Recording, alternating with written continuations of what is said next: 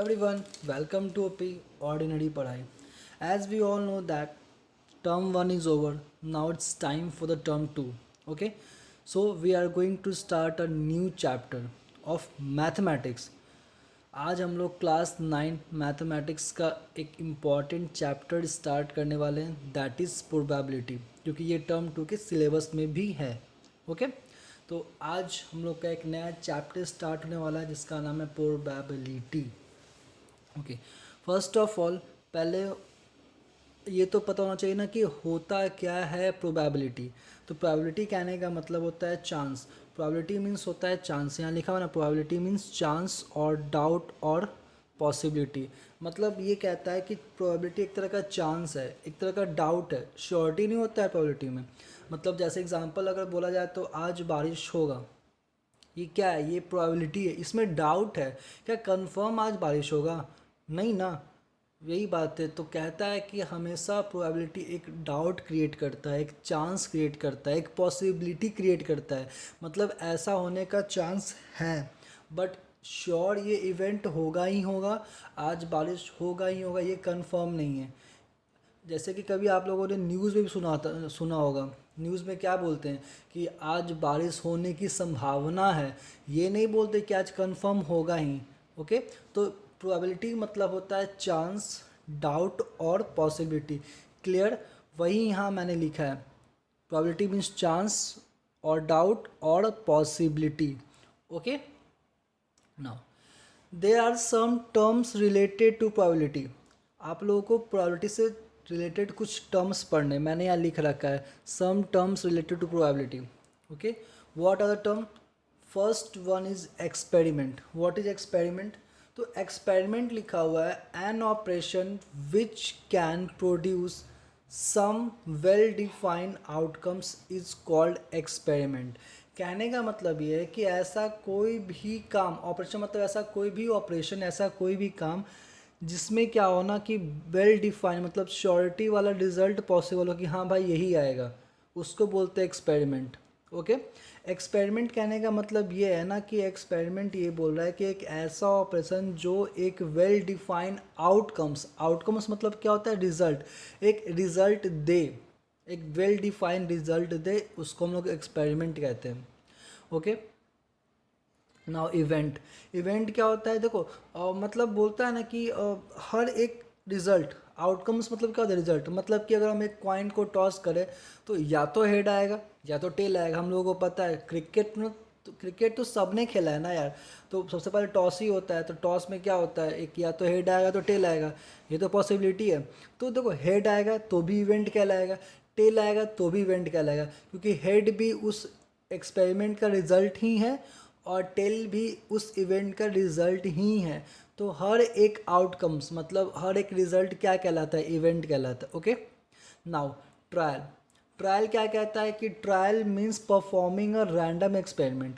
Trial मतलब होता है कि एक रैंडम एक्सपेरिमेंट करना. रैंडम मतलब कि कुछ भी सो के उठे टॉस कर दिए, पता नहीं क्या आएगा, हेड आएगा टेल आएगा. रैंडम एक्सपेरिमेंट मतलब होता है कुछ भी कभी भी कहीं पे भी एक्सपेरिमेंट कर देना, उसको कहते हैं random experiment. Okay now I hope ये 3 टर्म आप लोगों को समझ में आया होगा. Okay next, how to find probability of an event. कैसे हम लोग किसी भी इवेंट का प्रोबेबिलिटी हम लोग क्या कर सकते हैं, फाइंड कर सकते हैं. ओके तो एक इम्पॉर्टेंट फार्मूला है, और पता है प्रोबेबिलिटी में ना अगर आपको ये फार्मूला पता है तो आप ऑलमोस्ट सारे के सारे क्वेश्चंस कर लोगे. प्रोबेबिलिटी बस इसी एक फार्मूले पे टिका हुआ है और कुछ नहीं है. सबसे इम्पॉर्टेंट, सबसे मेन, सबसे इम्पॉर्टेंट क्या मतलब यही एक फार्मूला है जिस पे आपका पूरा का पूरा प्रोबेबिलिटी डिपेंड करता है. ओके क्या है वो फार्मूला? तो बोलता है कि probability of any event is equal to favourable outcomes by total outcomes. ठीक है, पता है मैंने यहाँ हिंदी में लिख रखा है ताकि एकदम ठेठ भाषा नहीं होता है कि हाँ एक्चुअली में याद रहे जो चीज़.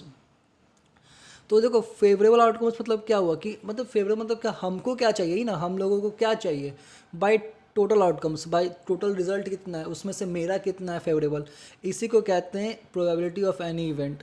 तो we can define probability of any event is what, favourable outcomes by total outcomes. यही है फॉर्मूला प्रोबेबिलिटी का। अगर आपको ये वाला फॉर्मूला पता है तो आप ऑलमोस्ट सारे क्वेश्चन कर लोगे इस चैप्टर के। ओके, वही मैंने हिंदी में लिख रखा है कि मुझे क्या चाहिए बाय टोटल कितना है और कुछ नहीं। क्लियर? ओके, आगे देखते हैं। They are some operation and their outcomes. देखो कुछ ऑपरेशन पढ़ना है हम लोगों को प्रोबेबिलिटी में और उसका आउटकम्स पढ़ना है। पहला लिखा है मैंने tossing a coin. What is tossing a coin? मतलब क्रिकेट तो सबने खेला है ना, तो हमेशा मैच से पहले क्या होता है, कॉइन को टॉस करते हैं। तो कॉइन में दो ही पहलू होता है, मतलब दो ही रिजल्ट आ सकता है, या तो हेड आएगा तो फिर टेल आएगा, यही तो रिजल्ट तो आ सकता है। तो बोलता है कि अगर हम सिंगल कॉइन को टॉस करते हैं तो हमको या तो वी गेट आइदर हेड और टेल। सिंपल सी बात है, अगर हम एक कॉइन को टॉस करते हैं तो या तो हेड मिलेगा या फिर टेल मिलेगा। ऐसा थोड़ी कि हवा में उछालेंगे तो हवा में ही रह जाएगा, ठीक है, ऐसा नहीं होता है। ठीक है, फिल्म वगैरह में ऐसा होता है कि हम पैर टॉस करता है तो सिक्का उसके कैप पे ही रह जाता है, बट रियलिटी में ऐसा नहीं होता है, मतलब प्रैक्टिकली ऐसा पॉसिबल नहीं है। वो रेयर केस में ऐसा हो सकता है, बट अगर हम एक कॉइन को टॉस करते तो या तो हमको हेड मिलेगा या फिर हम लोग को टेल ही मिलेगा। इसके अलावा और कोई दूसरा रिजल्ट, तीसरा रिजल्ट पॉसिबल नहीं है।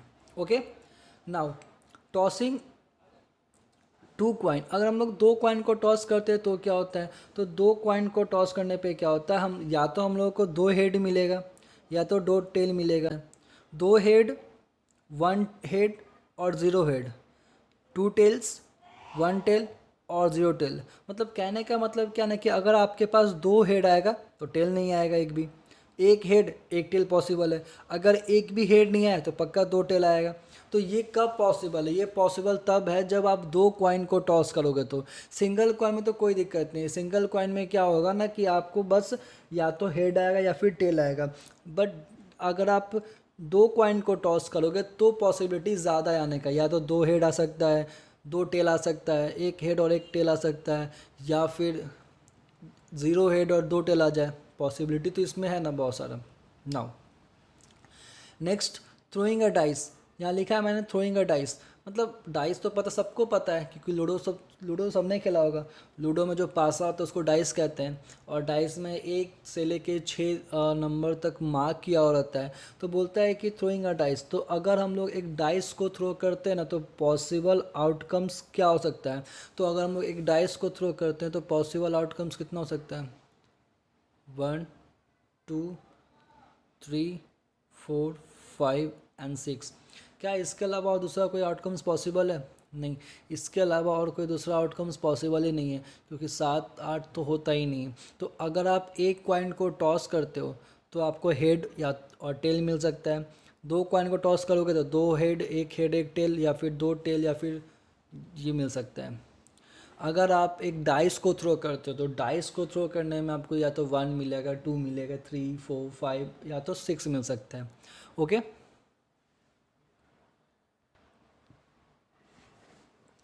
Now there are some important points related to probability. मतलब कुछ इम्पॉर्टेंट पॉइंट्स है जो कि प्रोबेबिलिटी से रिलेटेड है।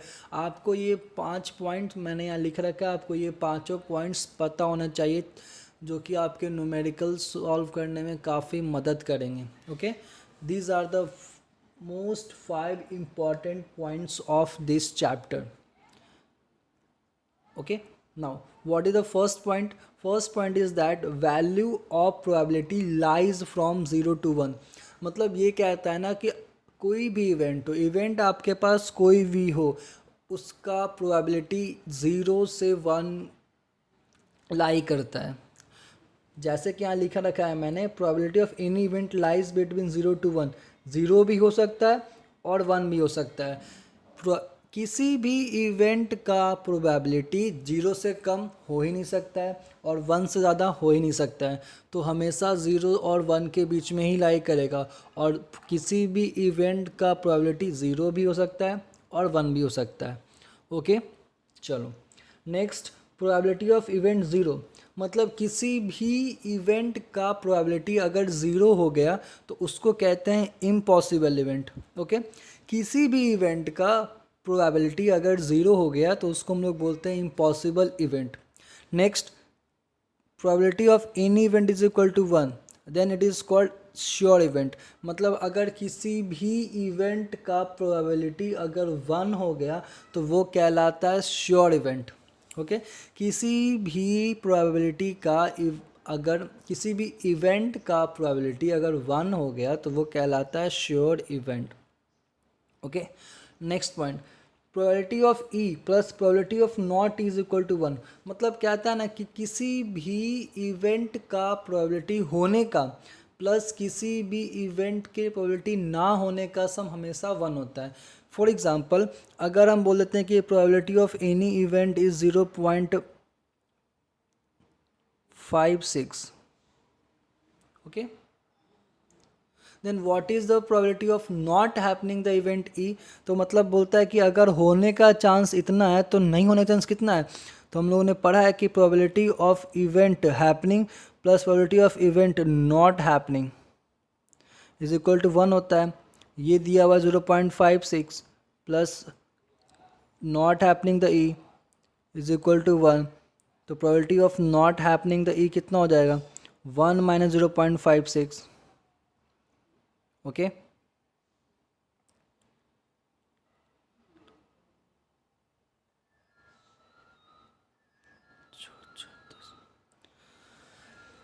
ओके. तो बोलता है ना कि प्रोबेबिलिटी, ये इंपॉर्टेंट पॉइंट क्या बोलता है कि प्रोबेबिलिटी ऑफ एनी इवेंट होने का प्लस प्रोबेबिलिटी ऑफ इवेंट नहीं होने का सम हमेशा 1 के इक्वल होता है. ओके, ये आपको क्वेश्चंस में काफ़ी हेल्प करेंगे.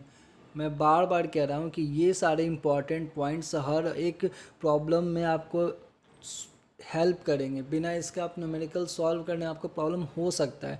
आपको दो ही चीज़ याद रखना है, एक फॉर्मूला तो एक ही है, उसे पूरा का पूरा प्रोबेबिलिटी डिपेंड करता है, उसी पे डिपेंड करता है. ठीक है, और ये इंपॉर्टेंट पॉइंट्स अगर आपको याद हो तो आप सारे प्रॉब्लम को सॉल्व कर सकते हैं. एक लास्ट देख लेते हैं कि sum of all probability of an event is 1. इसका मतलब क्या होता है कि मान लो कि एक बार में बहुत सारा इवेंट हो रहा है तो सब के प्रोबेबिलिटी का सम 1 होगा. Probability of event 1 plus probability of event 2 plus ऐसे करते करते करते 1. मतलब ये कह रहा है ना कि अगर किसी भी इवेंट में, मतलब किसी भी टाइम अगर बहुत सारा इवेंट हो रहा है ना एक ही टर्म में, तो सब के प्रोबेबिलिटी को अगर आप ऐड करोगे ना तो वो 1 के इक्वल आएगा. ओके, तो these are the some important points related to probability. if you know all this important point and one formula which we studied earlier, then you will be able to solve each and every question of this chapter. These are the theoretical part of probability chapter. Now next we are going to solve numerical problem of this chapter from R.S. Agrawal book. Okay, in the next video. Thank you for watching.